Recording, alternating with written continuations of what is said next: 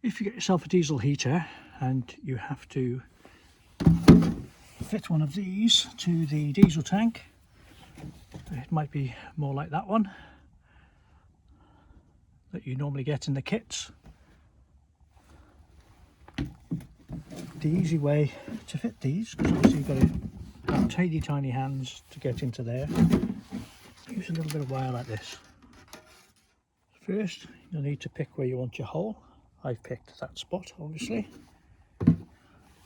I used a little drill bit to pilot it, and then I've used one similar size to that, as you can see.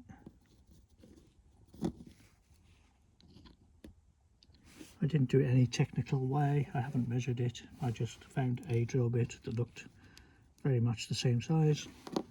You get little rubber washers so you've got a little bit of play, and then I've got to feed this thin wire through that hole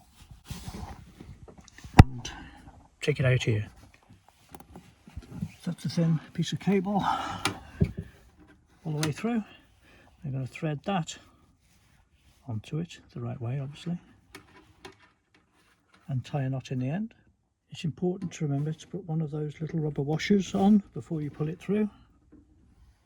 So that's done now, and rather than knot it, I've looped that around a few times so it'll hopefully stay in place and it'll be easier to pull the wire out afterwards. I'm just going to pull it through from this side. Now I've got that to that point.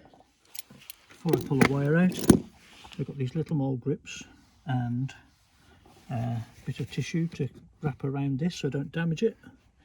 If the hole was slightly bigger, I would probably be able to just pull that out. As it's more or less the same size, I'm going to use the thread on that to unscrew it through. So that's that ready to turn. I'm going to pull gently and turn it so that the thread hopefully catches, and then I can screw it through.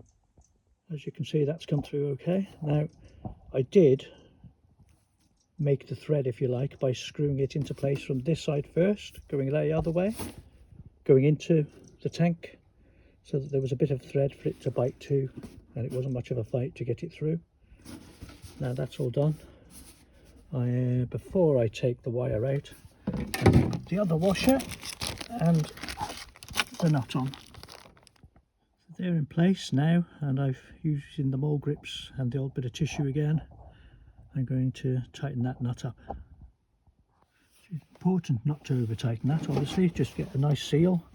And now I can pull that wire out, and that's the outlet put into the fuel tank.